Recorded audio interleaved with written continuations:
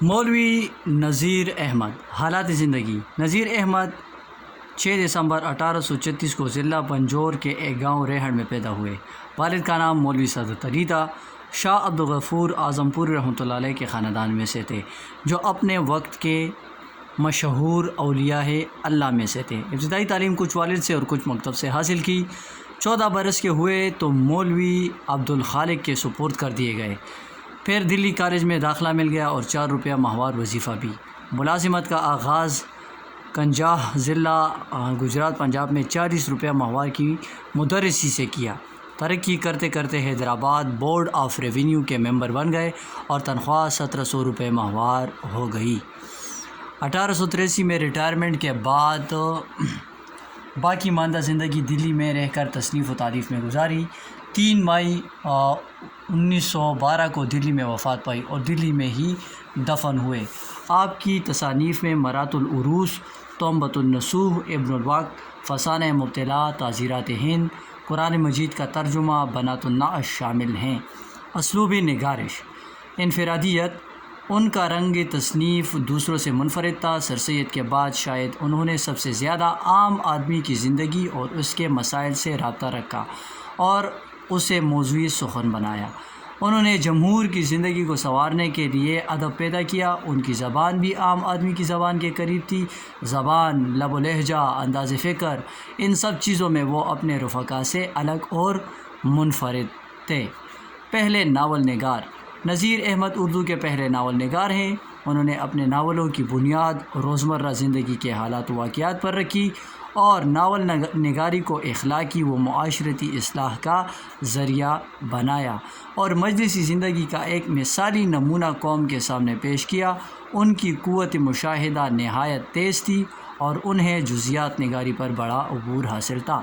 ان کی کتابوں میں ہندوستانی مسلمانوں کے متوسط طبقے کی معاشرت، ذہنیت اور سماجی تصورات کے بہترین مرکب ملتے ہیں، لیکن انہیں ناول نگاری کے فن پر پورا عبور حاصل نہیں تھا۔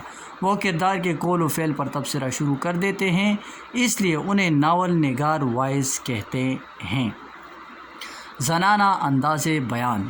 انہوں نے بیشتر کتابیں لڑکیوں کے مطالعے کے لیے لکھی اور ان میں کرداروں کی مناسبت سے ہو بہو زنانہ زبان، گھریلو روزمرہ اور محاورے، زنانہ انداز بیان اور ٹھیٹھ زبان استعمال کی۔ عورتوں کی نفسیات خوب بیان کرتے ہیں۔ دلی کی بہترین زبان۔ زبان پر ایسا عبور حاصل ہے کہ وہ مشکل سے مشکل علمی مضامین اور مسائل ایسے سادہ زبان میں بیان کر دیتے ہیں کہ پڑھنے کو جی چاہتا ہے۔ صحیح، سلیس اور روزمرہ کے مطابق دلی کی بہترین زبان لکھتے ہیں۔ اردو زبان سیکھنے کے لیے ان کی تصانیف بڑی کارآمد ہیں۔ طرز بیان نہایت صاف اور واضح اور زور آور ہے۔ روانی اور بے ساختگی ہر جگہ نمایاں ہے۔ چند سطریں پڑھنے سے پتہ چل جاتا ہے کہ نذیر احمد کی تحریر ہے۔ ظریفانہ رنگ۔ ان کی اسلوب بیان کی ایک نمایاں خصوصیت، جس میں ان کا کوئی ہم عصر شریک نہیں، ان کا ظریفانہ رنگ ہے، جو ان کے ناولوں، لیکچر اور مضامین میں بدرجہ اتم موجود ہے اور نہایت دلچسپ اور خوشگوار ہے، لیکن وہ ظرافت کو حد اعتدال سے بڑھنے نہیں دیتے۔ موقع و محل کا لحاظ رکھتے ہیں۔ بعض اوقات شوخی میں طنز و مزاح بھی شامل کر لیتے ہیں۔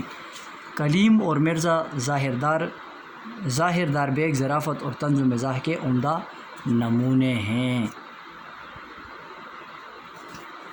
مقصدیت۔ نذیر احمد علی گڑھ تحریک کے سرگرم رکن تھے۔ ان کی کوئی تحریر بھی اصلاحی مقصد سے خالی نہیں۔